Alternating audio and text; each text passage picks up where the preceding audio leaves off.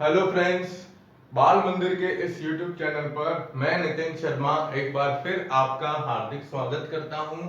Last lecture के अंदर हमने अल्कोहल निर्माण की कुछ विधियां पढ़ी थी, जिसके नाम आपके सामने है। एल्किन, गिरण्यार अभिकर्मक और एल्डिहाइड और कीटोन।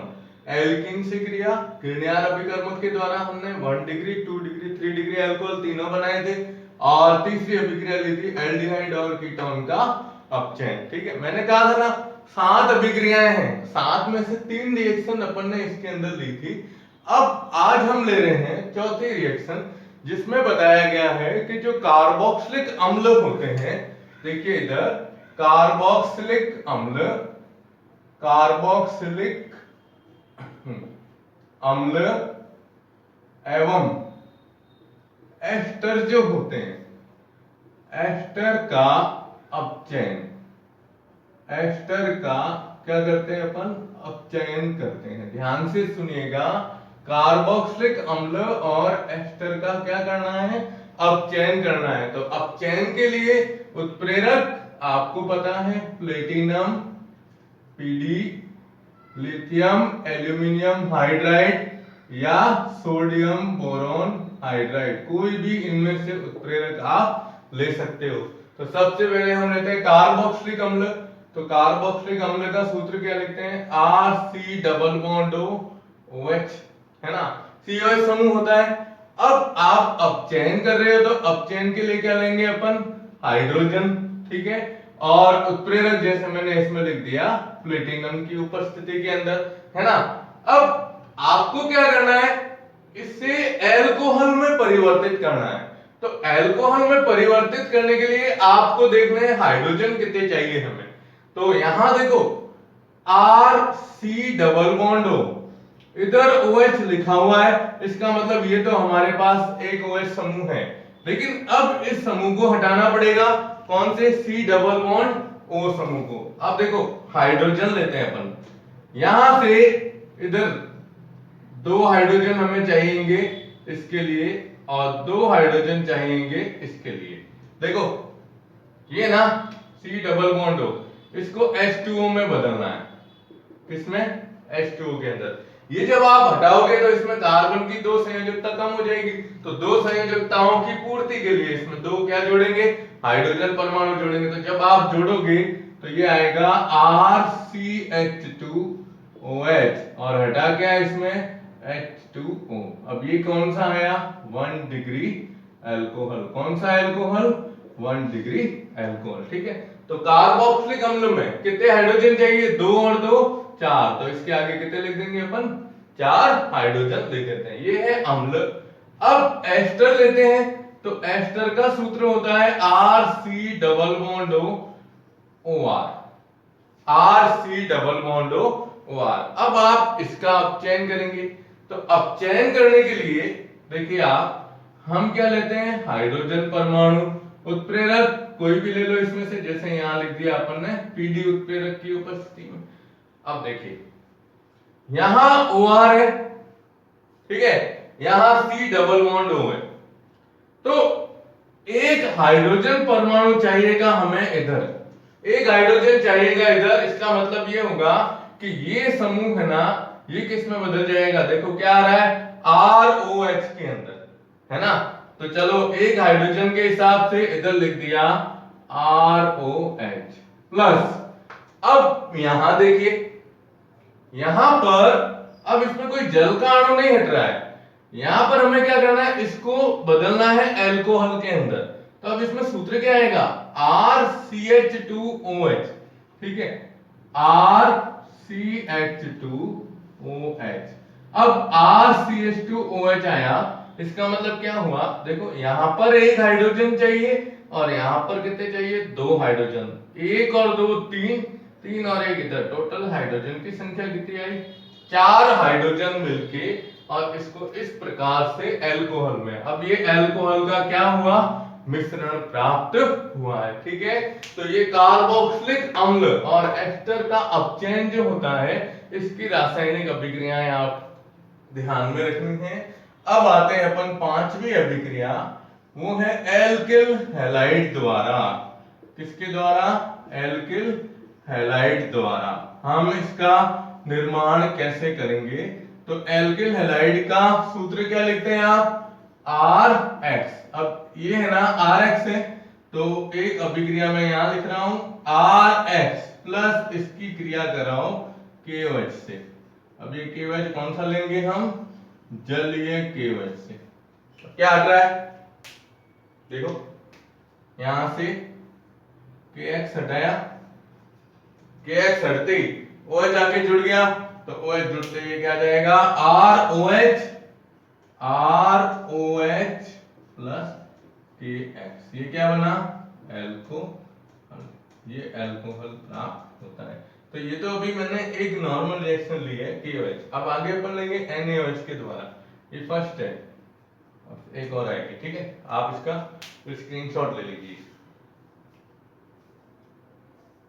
ओके, चलो अब देखो, अब आगे अपन लेते हैं इसी की अंदर अभिक्रिया है। तो इसमें ना हम लेंगे, एक तो सेम अभिक्रिया आएगी, थोड़ा सा फर्क आएगा। किसका? देखो आप इसी में ले रहे हैं कि RX प्लस NaOH। अब NaOH से क्रिया कराओगे तो क्या हटेगा? NaX। तो ये हमने यहां से NaX हटाया, ठीक है? NaX हटाते क्या बन जाएगा? ROH। तो लिखेंगे क्या? ROH plus NaF। तो ये तो फर्स्ट के अंदर आती है, ठीक है? अब सेकंड जो है ना, इसके बारे में परीक्षा में सवाल पूछा जाता है, ये आपको ध्यान रखनी है, वेरी मोस्ट इंपॉर्टेंट अभिक्रिया है। वो है नमी युक्त Ag2O से क्रिया। Ag2O की RX से क्रिया, RX से क्रिया। ये देखिए आप इसको कैसे करते हैं, ठीक है? एक सेकेंड देखो, अब RX Ag2O है, तो Ag2O में सबसे पहले अब मैं इसको पहले समझा देता हूं। देखो कैसे लिखनी है, RX प्लस Ag कितने? 2, तो AgOAg ऐसे लिख सकते हैं ना अपन। Ag2O है, इसको ऐसे लिख दिया। अब Ag2 है हमारे पास, इसलिए दूसरा अणु और इसका क्या ले लेते हैं? RX के रूप में। अगर नॉर्मल रिएक्शन इसके हिसाब से करते हो तब तो AgX ईथर बन जाएगा, लेकिन हमें क्या बनाना है? एल्कोहल। तो हम क्या बोल रहे हैं? नमी युक्त Ag2। नमी का मतलब क्या हुआ? जल। साथ में किसकी उपस्थिति होती है? जल की उपस्थिति होती है, HOH, जल के साथ, ठीक है? अब देखो मजा आएगा इस रिएक्शन के अंदर। यहां से हटाओ क्या? AgX, एक यहां से हटाओ AgX, हट गए। अब पीछे क्या रहा? ROR, और साथ में रिएक्शन किसकी है? जल की। तो क्या होगा? ये भाई साहब जो है ना, कौन से? ये ऑक्सीजन, ये सीधी इस जल से क्रिया करेगी, जल के हाइड्रोजन को लेके और इसके साथ जुड़ जाएगी। देखो क्या आ रहा है? ROH, क्या बना? ROH, एक अणु बना, ठीक है? अब इधर से देखिए AgX हट गया, पीछे क्या रहा? R। तो ये R भी किसके साथ जुड़ेगा? इस OH के साथ में जुड़ेगा, तो प्लस एक और क्या बन जाएगा? ROH, क्या बने? एल्कोहल। क्या बना? एल्कोहल इसके अंदर बनता है। तो नमी युक्त Ag2O की क्रिया एल्किल हैलाइड से जब कराई जाती है तो क्या बनता है? इसके अंदर एल्कोहल का निर्माण होता है, ठीक है? समझ में आया? वापस सुन लो, दो अणु AgX के, ये सॉरी एल्किल हैलाइड के लिए, और Ag2O को इस प्रकार से लिख दिया।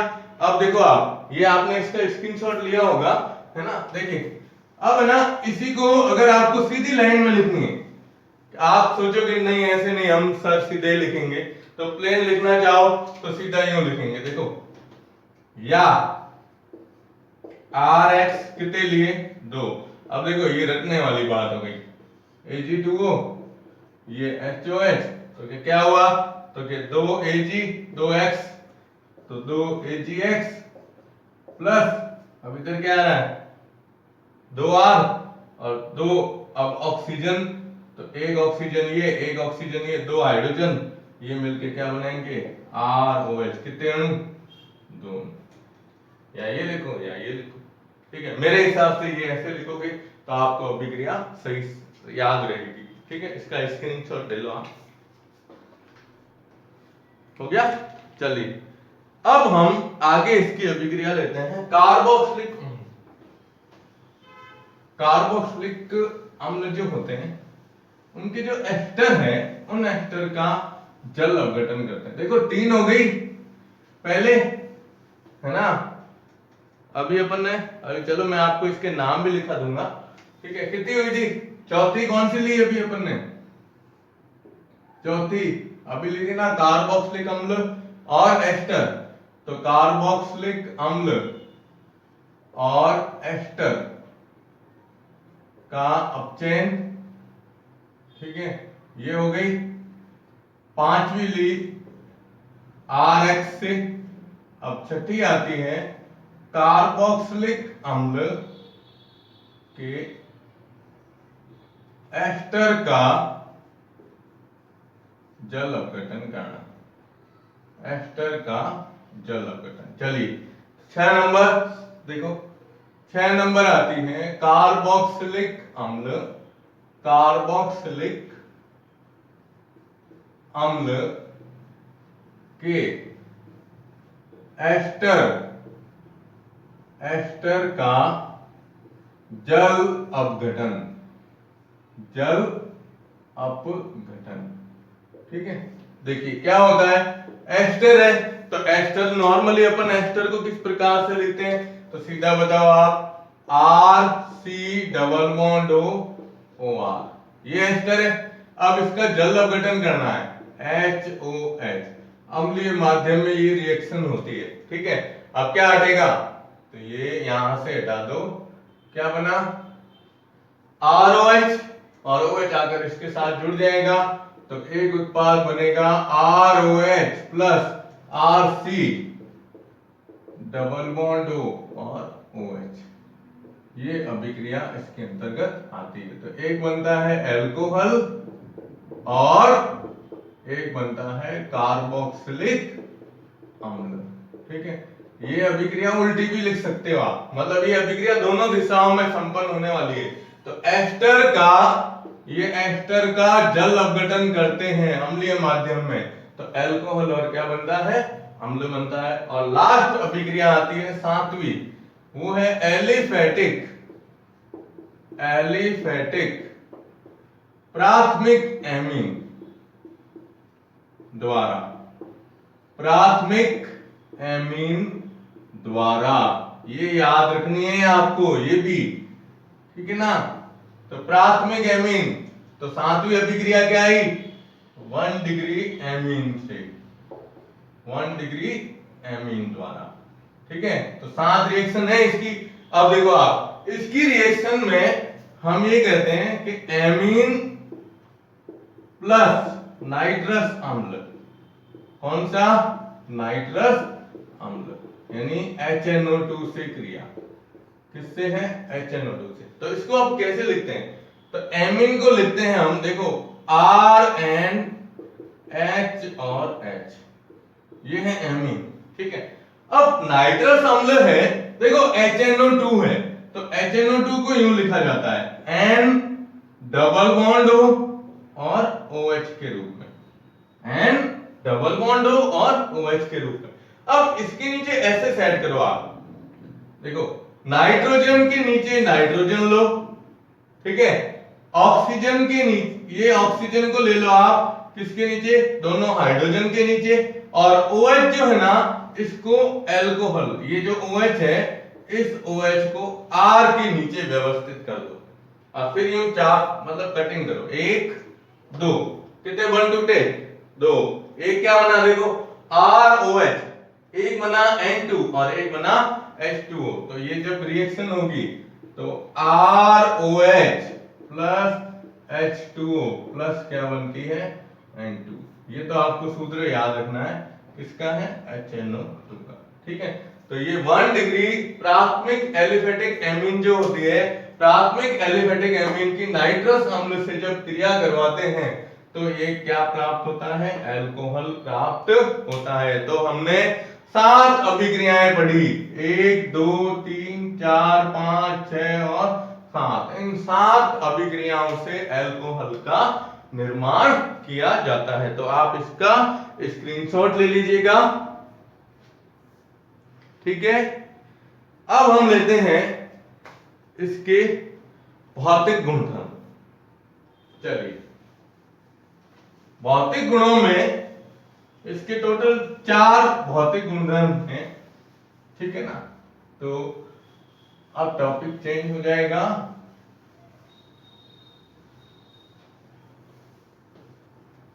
देखो, अब लेते हैं अपन अल्कोहल के भौतिक गुणधर्म, ये भौतिक गुणधर्म, ठीक है, फिजिकल प्रॉपर्टी ऑफ अल्कोहल, है ना। सबसे पहला आपको ध्यान रखना है अवस्था के बारे में। अवस्था में हम ये बताते हैं, देखो सीधा लिख रहा हूं कि C1 से C11 तक जो अल्कोहल आते हैं, जैसे मेथेनॉल, एथेनॉल, प्रोपेनॉल, ब्यूटेनॉल, है ना, हेक्सेनॉल, हेप्टेनॉल वगैरह आते हैं, तो ये तो सब होते हैं वाष्पशील द्रव अवस्था में, वाष्पशील द्रव अवस्था में, ठीक है।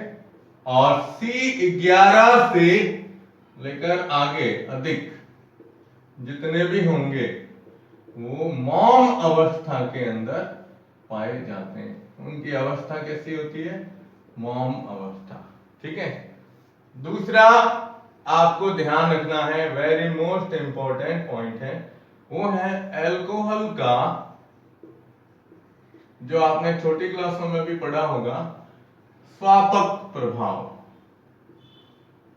स्वापक प्रभाव, स्वापक प्रभाव का मतलब होता है कि अल्कोहल का हमारे शरीर के ऊपर क्या प्रभाव पड़ता है। तो उसके लिए है ना, आपको इसमें ये ध्यान रखना है कि अगर हम, देखो हमेशा चेतावनी दी जाती है और हमें भी ध्यान रखना है कि कभी भी अल्कोहल का सेवन नहीं करना चाहिए। अल्कोहल का सेवन हमारे शरीर के लिए क्या होता है, हानिकारक होता है।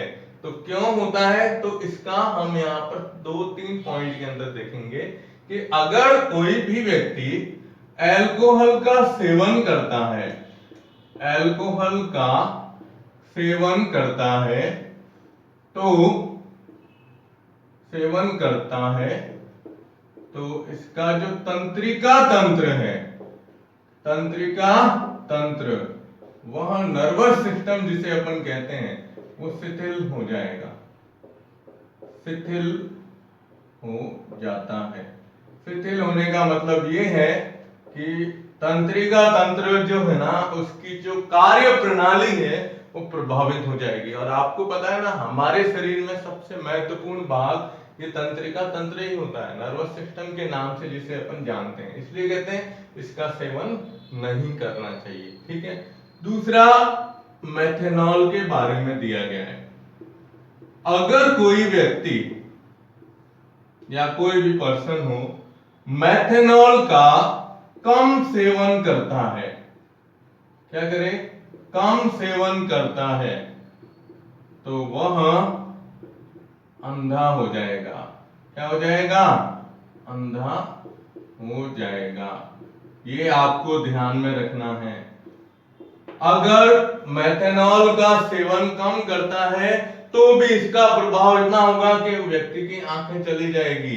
और यदि इसका सेवन लगातार करता हो, लगातार सेवन करे, तो क्या होगा, व्यक्ति की मृत्यु हो जाएगी, मृत्यु हो जाती है। ये ध्यान रखना है। कहते हैं ना, आपने सुना होगा ये जो डुप्लीकेट शराब आती है, तो डुप्लीकेट शराब जो होती है वो यही होती है, मेथनॉल। जिस जो क्या है, इसकी एथेनॉल की तुलना में बहुत ही मतलब सरलता से प्राप्त हो जाती है, तो उसका लोग ज्यादा सेवन करते हैं।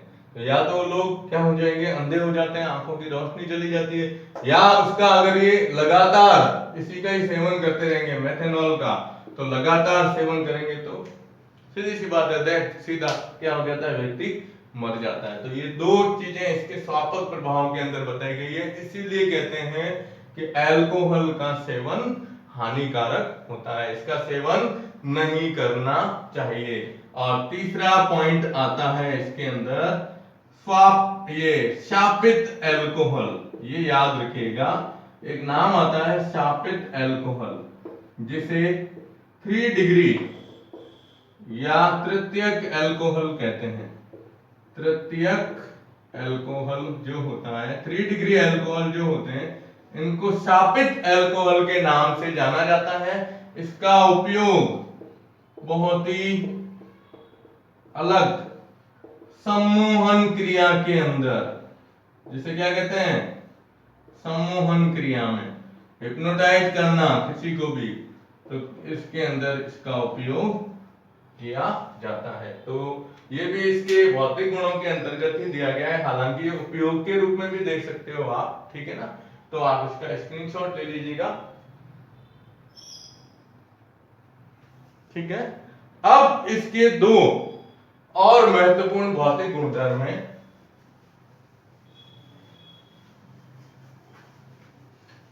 देखो, एक तो आता है विलेयता, क्या आएगा, विलेयता। तो तीसरा गुण आता है विलेयता। तो विलेयता में आपको पता है कार्बनिक यौगिक है, लेकिन इसकी विलेयता अलग दी गई है कि पहला पॉइंट आएगा निम्नतर एल्कोहल। निम्नतर एल्कोहल जो होते हैं, ठीक है ना, ये जल में विलेय होते हैं। क्या होते हैं, जल में विलेय होते हैं। निम्नतर एल्कोहल जल में विलेय होते हैं। कारण पूछते हैं, तो इसका कारण है जल और एल्कोहल में बनने वाला क्या है, अंतरा अणुक या अंतरा आणविक हाइड्रोजन बंध है। इसका मुख्य कारण क्या है, तो ये आपको ध्यान में रखना है। कारण पूछे कि भाई इसका कारण क्या है, तो ये बताओगे। अब कैसे बनता है, तो देखो इसमें क्या लेना है, जल की संरचना में क्या होता है, HOH, और अल्कोहल की संरचना में क्या होता है, ROH। तो इनके बीच में बंध बताने हैं आपको, हाइड्रोजन बंध। तो सबसे पहले जैसे अपन लेते हैं ROH, ये अल्कोहल, ठीक है। अब दूसरा आप लो H, जल, तो जल का सूत्र क्या आएगा, HOH, ठीक है। फिर वापस लिखो आप ROH, है ना। तो इसमें अब ROH जैसे बताओगे ना, तो इधर बताओगे OH और R। फिर आगे जल आएगा, तो जल का अणु बताएंगे, तो जल के अणु में देखो ये यूं बताना है, जल के अणु में आप बता दो इधर OH और H, ठीक है। अब हमें इसको बंध बताना है। हाइड्रोजन बंध को आपको पता है ना, डॉट लाइन के द्वारा व्यक्त किया जाता है। तो ये डॉट लाइन, ये एक, ठीक है। यहां पर हम बताएंगे, सॉरी इसको अपन है ना चेंज कर देते हैं, चलो ये HOH है, तो यहां अल्कोहल का क्या आ जाएगा, H, ये H के रूप में लिखते हैं, HOR। इधर भी अपन को चेंज करना पड़ेगा, तो इधर क्या आ जाएगा, देखो अब इसके बीच में बंध बनाओ, तो इसके बीच में क्या आएगा, ये ऑक्सीजन और हाइड्रोजन के बीच में। अब यहाँ एक और अणु लेंगे, तो इसके अणु के लिए यहां पर हमें क्या चाहिए, जल है, तो HOH। फिर ये आगे किसी और मतलब एल्कोहल के ही दूसरे अणु से। तो ये क्या है, अंतरा अणुक हाइड्रोजन बंध कहलाते हैं। कौन से, अंतरा अणुक हाइड्रोजन बंध। तो इसी बंध की उपस्थिति के कारण ये निम्नतर एल्कोहल जो होते हैं वो जल में क्या होते हैं, विलय होते हैं। लेकिन इसमें एक चीज और बताई गई है कि अगर एल्किल समूह का आकार, देखो मैं यहां लिख देता हूं, अब ये पॉइंट ध्यान रखिएगा, आर या एल्किल समूह का आकार बढ़ता है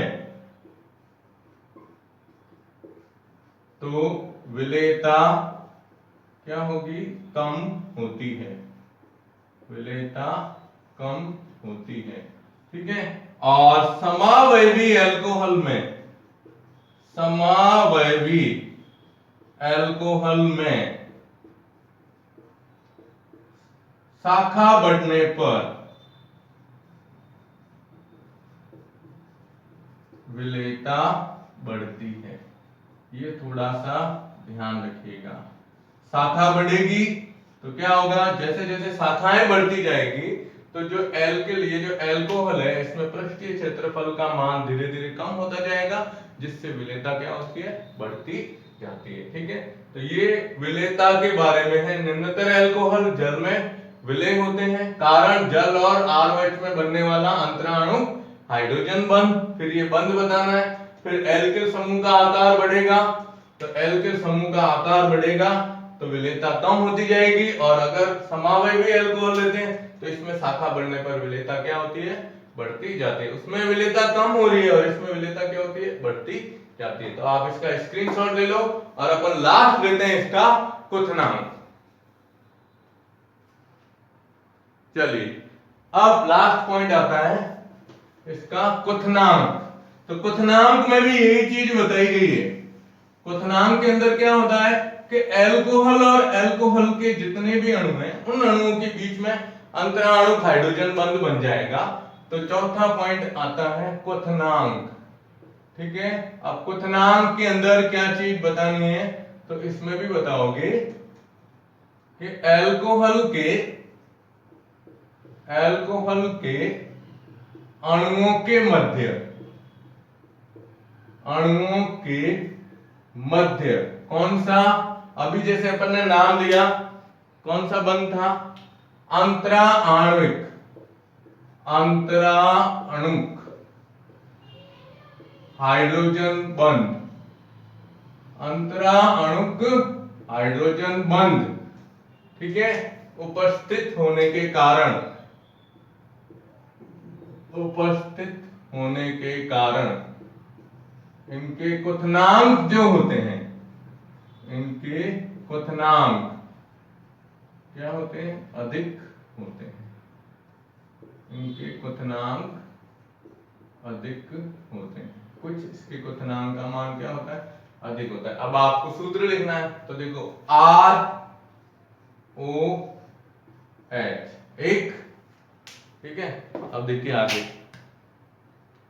दूसरा लेते हैं। अब यहां O है तो इसके सामने लिख दो HOR। अब वापस इधर क्या आ जाएगा, HOR, फिर इधर HOR। अब इनके बीच में आप क्या करो, हाइड्रोजन बंध बनाओ। क्या करेंगे, हाइड्रोजन बंध। तो हाइड्रोजन बंध डॉट लाइन के द्वारा दर्शाते हैं, ये 1, ये 2 और ये 3। तो क्या पाए जाते हैं, अंतराणुक हाइड्रोजन बंध की उपस्थिति के कारण ही इनके क्वथनांक क्या होते हैं, अधिक होते हैं। अब देखिए, अब यहां तक तो हमने ये लिया कि इसमें अंतराणुक हाइड्रोजन बंध और वैंडरवाल्स बंध, ध्यान रखिएगा, वैंडरवाल्स बंध की उपस्थिति के कारण इनके क्वथनांक अधिक होते हैं। अब इसमें ना 3 पॉइंट हमें ध्यान रखने हैं। पहला ये है कि सम अणुभार वाले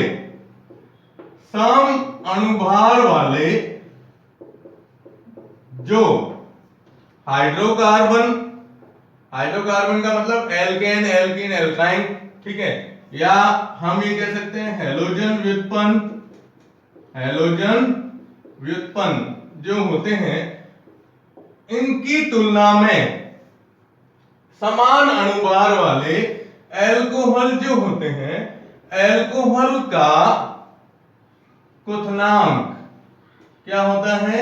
अधिक होता है। क्वथनांक अधिक होता है। ठीक है, ध्यान दीजिएगा कि सम अणुभार वाले हाइड्रोकार्बन हैलोजन व्युत्पन्न की तुलना में अल्कोहल के क्वथनांक का मान क्या होता है? अधिक होता है। और 2 पॉइंट इसको मैं रेड मार्क से लिख रहा हूं, ठीक है ना, ताकि क्या है आपको ध्यान में रहे, वेरी मोस्ट इंपॉर्टेंट पॉइंट है। तो पहला इसी के अंतर्गत आता है कि कार्बन परमाणु की श्रृंखला बढ़ने पर ये जो वॉन्डरवॉल्स बंध इनमें पाए जाते हैं, तो वॉन्डरवॉल्स बंध जो होते हैं, ठीक है ना, इन वॉन्डरवॉल्स बंध में वृद्धि होने के कारण, वॉन्डरवॉल्स बंध में वृद्धि होने से क्वथनांक का मान जो होता है, क्वथनांक का मान बढ़ता है। ये लाइन ध्यान रखनी है कि कार्बन परमाणु की श्रृंखला जैसे जैसे बढ़ती जाएगी, उसमें वॉन्डरवॉल्स बंध है, उस बंध के मान बढ़ने से या उसके बंध में वृद्धि होने से क्वथनांक के मान में वृद्धि होती है। और दूसरा इसके अंदर ध्यान रखना है कि शाखा बढ़ने पर, ठीक है, एल्कोहल के पृष्ठीय क्षेत्रफल में कमी होने से वॉन्डरवॉल्स बंध जो होते हैं, वॉन्डरवॉल्स बंध दुर्बल हो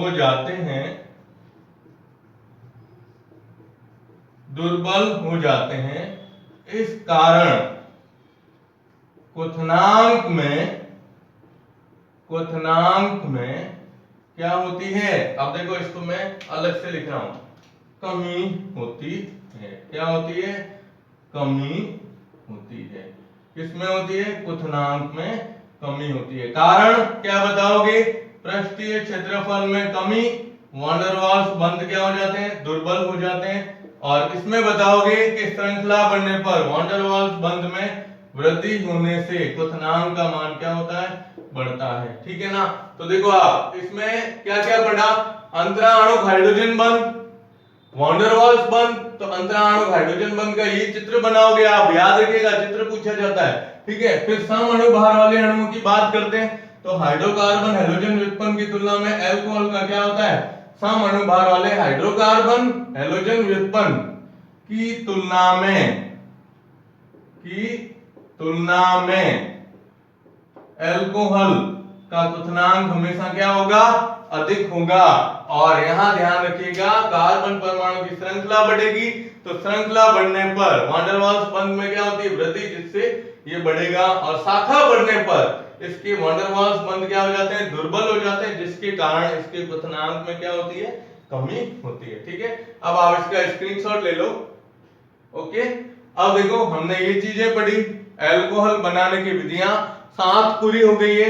इसके भौतिक गुणधर्म हमने 4 पढ़े। पहला अवस्था, दूसरा ये जो अपन ने बताया था अल्कोहल के जो तंत्रिका तंत्र पर प्रभाव पड़ता है उसके बारे में। तीसरा हमने पढ़ा इसकी विलेयता, और चौथा है क्वथनांक। ठीक है, अब नेक्स्ट लेक्चर के अंदर अपन पढ़ेंगे अल्कोहल के रासायनिक गुणधर्म। ठीक है, तो ये अलग अलग प्रकार की अभिक्रियाएं प्रदर्शित करता है। तो आप सबसे अनुरोध है कि आप बाल मंदिर बाड़मेर जो YouTube चैनल है उसको ज्यादा से ज्यादा सब्सक्राइब कीजिएगा। धन्यवाद।